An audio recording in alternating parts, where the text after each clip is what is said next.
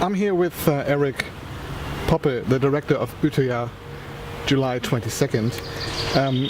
Your film is about the horrible events on the island of Utøya in 2011. What was the initial thing that made you want to do this film? The initial reaction was that our sort of idea on what happened on July 22nd, year by year, were fading more and more away. We were focusing on technical issues, how to rebuild Oslo, where to place the memorial site, all the stuff that the terrorist Breivik, sort of invented to get focus.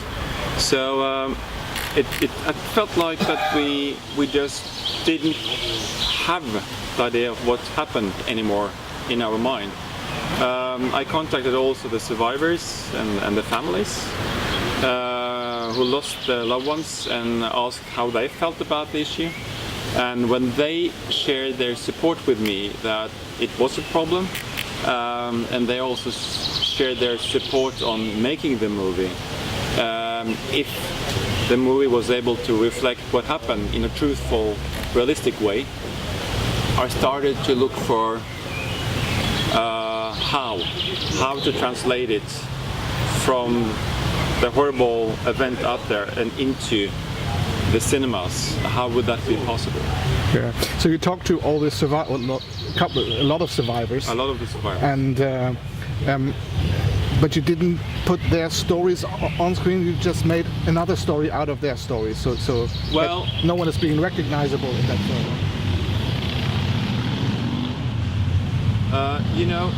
It's like to be able to sort of make a story about what happened out there. It would be if I took one story what actually happened there. For sure it was ethical problems with that, because I would only tell one person's story.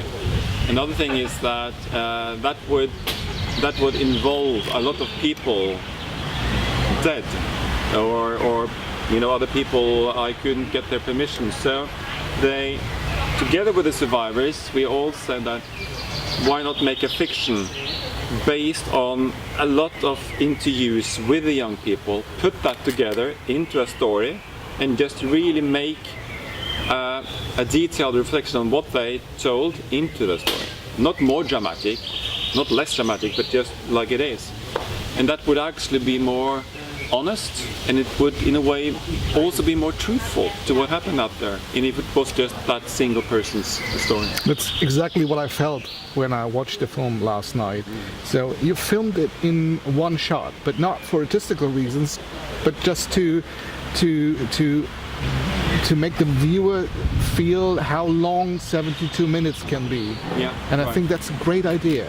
So. Well, it felt like when I was having the interviews, I interviewed a bit more than 40 of the survivors, spending a lot of time with each. And what so many expressed is actually the fact that those 72 minutes were so essential for their experience. It felt like an eternity. And that was also the reason why I wanted to see if I could capture time as an element and put it into the movie as a character. Not allowing the marketing of the movie or anything else to mention that technique, but just use it to see if I can get the audience closer into the feeling of being there and what 72 minutes of an attack really is. And that perfectly worked, I should say. But how many takes did you do? I needed then to sort of prepare with actors for 3 months, because when we're going to film it, altogether the film is 92 minutes.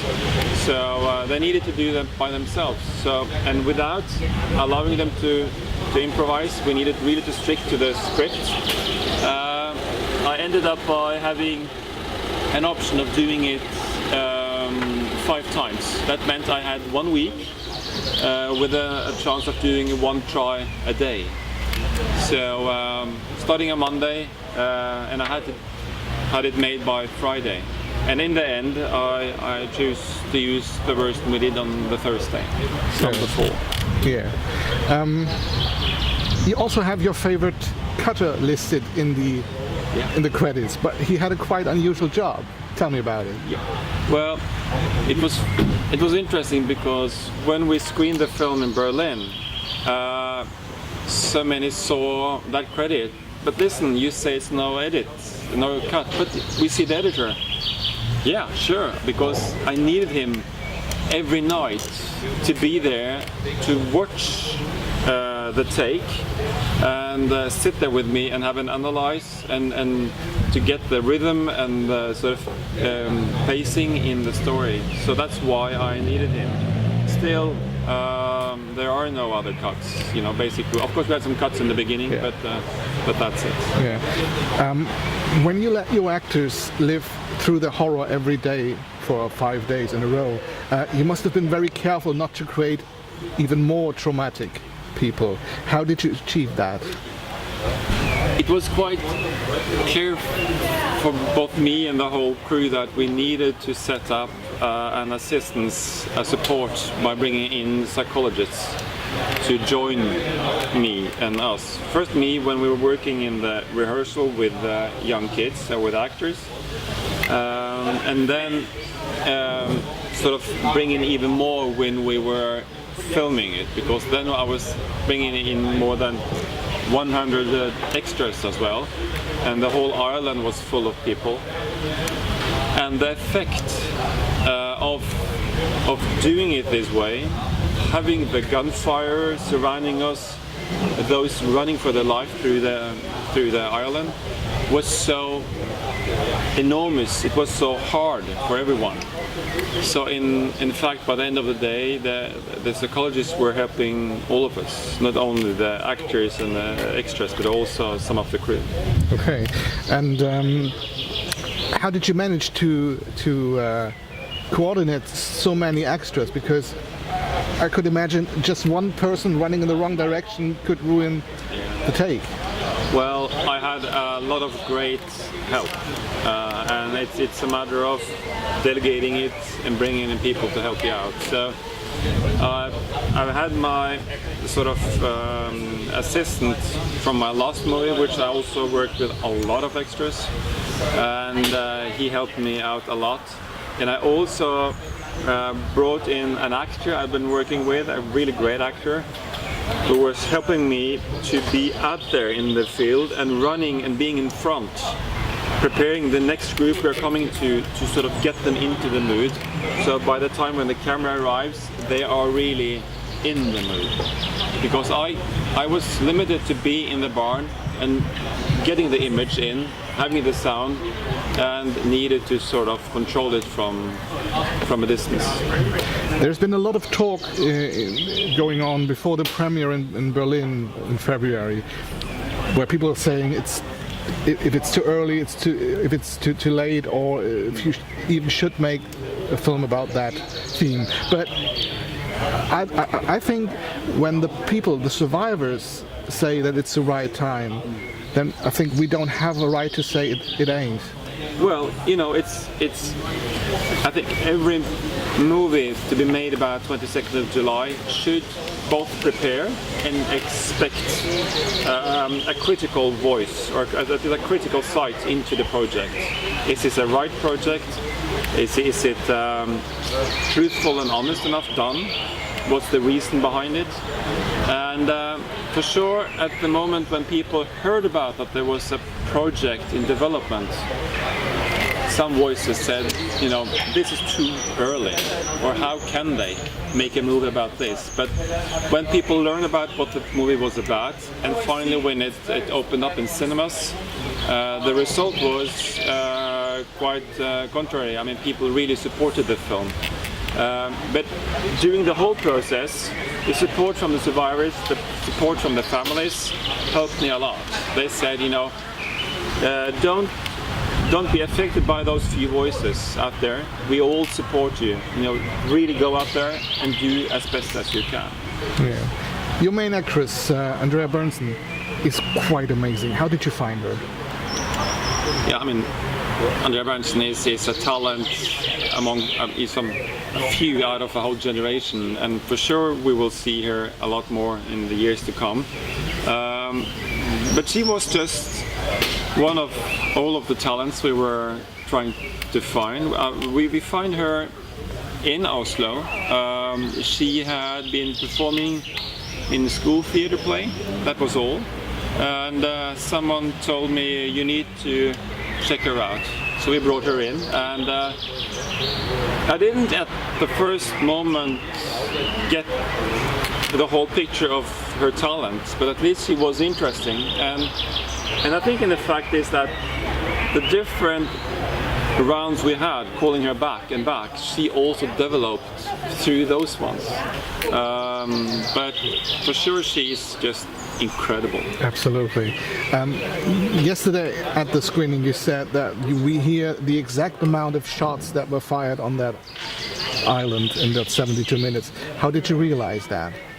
Well, it's just like during the whole trial, the process in court, the police had been out in the island for almost a year putting everything together. So then they knew the exact number of gunfire shots, they knew the exact number of pistol shots, from where and at which time. So this is written down, easy accessible for everyone. So I put that together and we made a script, and that was what we just followed. So at the time you're in the movie, it's the right amount of shots coming from the right direction. And I felt that even if we moved the filming to the neighbor island, a couple of hundred meters away, I really wanted to keep that as exact as I could. Yeah. I'm still thinking about how to describe my feelings that I had during the watching the film, because to say I enjoyed it is completely wrong, or feels completely wrong. What do you want to leave the audience with? I sort of made the film in rage. I was angry, and I was angry on behalf of the victims and survivors who no longer had the attention they needed. I was angry on the fact that we still hasn't stopped up and taken up the key issue behind this, which is the Breivik's idea, his crazy ideas about his enemies and out there, and the right-wing extremism which is growing up, which he represents, but also which is popping up all over. We need sort of to have a wake-up call. I think most of us thought that what happened in 22nd of July would be that wake-up call, because in the days and weeks afterwards, it was just like whole Norway, from left to right, from whatever political orientation people might have, we all felt the same thing. We need to go in and say, what can we do to prevent this from happening again? And for sure, I wanted to make people a bit angry, upset, and see if that could put an act in order and make them act by discussing and talking and having that dialogue. Because I mean, the film shouldn't hand over what to do exactly, but at least people should discuss what can we do to prevent it from happening again. Yeah. But I think we in Germany were very surprised that something like that happened in a country like yours, Yeah. because we all see your country as beautiful, wealthy, and people are happy. Yeah. So when you thought about that happening, did you find a reason for that? Well, you know, Norway isn't different from Germany, from any other country around in Europe, basically. For wherever you are, there are single individuals, persons, who feel that they doesn't belong to the society, or they are pushed outside because of their ideas or whatever. So that was the reason why we a sort of, he was created within Norwegian society, and I think that's sort of one of the key issues is that we will see that that's probably what we all can do by knowing that this has happened. Look for those individuals who you see are sort of disappearing out and bring them in again. Even if I hate what they say, at least meet them with dialogue before we lose them into this totally extremism. Yeah, it's a good point, and I think you did it absolutely the right way. So thank you for that film. Is there anything about your futures? Anything you can already talk about? What are your next plans? No, unfortunately, I cannot. It's just like, when you are in the middle of the birth of a new project, of a baby, you don't talk about it before it's on its way. Yeah. But I would love to share it with you, but unfortunately I cannot. But I'm in preparation for the next. Okay, well, then I'll just wait and see. And thank you very much for the interview, and good luck with the film. Thank you so much.